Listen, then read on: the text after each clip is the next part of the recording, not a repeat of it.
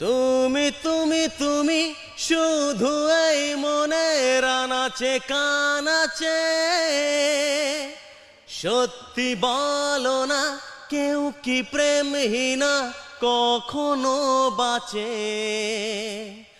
তুমি তুমি তুমি শুধু এই মনের আনাচে কানাচে,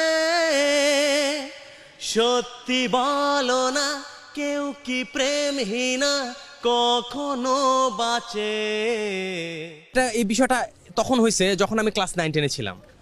আমি বুঝতাম না, তখন তো 9-10-এর সময়, কেবল হাই স্কুলে 9-10-এ পড়ছি। তো ওই সময় প্রথম আমি যখন একটা গান করতেছিলাম, কি ছিলে আমার বলো না তুমি, এটা বাংলাদেশের একজন বিখ্যাত কণ্ঠশিল্পী মণিকিশোর গিয়েছিলেন। তো এই গানটা যখন গাইছিলাম তখন আমার স্যাররা বা আমার বন্ধু বান্ধব সবাই বলতো যে তোমার কণ্ঠ তো একদম কুমার শানুর মতো। ওনারা প্রথম আমাকে ধরায় দেয়। আসলে আমি এটা নিজে কখনো, আমার নিজের কণ্ঠের ব্যাপারে আমি নিজে কখনো বলতে পারবো না। এটা টোটালি যারা আমার গানগুলো শুনছেন বা এখনো পর্যন্ত শুনতেছেন তারা আসলে এটা ভালো মন্দ বিচার করতে পারবেন। जब से तुझे देखा दिल को कहीं आराम नहीं, मेरे होठों पे एक तेरे सिवा कोई नाम नहीं। जब से तुझे देखा दिल को कहीं आराम नहीं,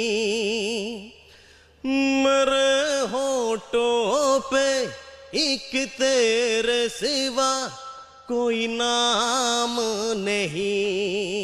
আমার প্রথম প্রধান স্বপ্ন এবং শেষ চাওয়া, প্রথম চাওয়া বা শেষ চাওয়া যেটা, এটা হচ্ছে আমি গান নিয়ে কিছু করতে চাই।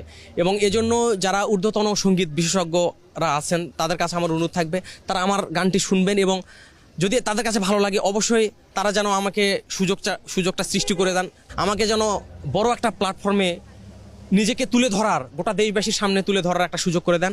আমি বিশ্বাস করি যদি তারা আমাকে এই সুযোগটা করে দেন, আমি সারা জীবন মৃত্যুর আগ পর্যন্ত আপ্রাণ চেষ্টা করব এটাকে ধরে রাখতে এবং আমি ভালো ভালো গান এবং সেই গানগুলো দিয়ে মানুষের হৃদয়ে জয় করতে, এটা আমি অবশ্যই আপ্রাণ চেষ্টা করব।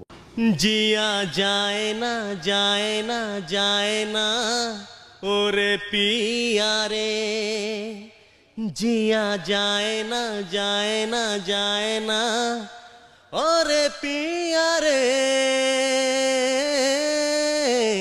पिया रे।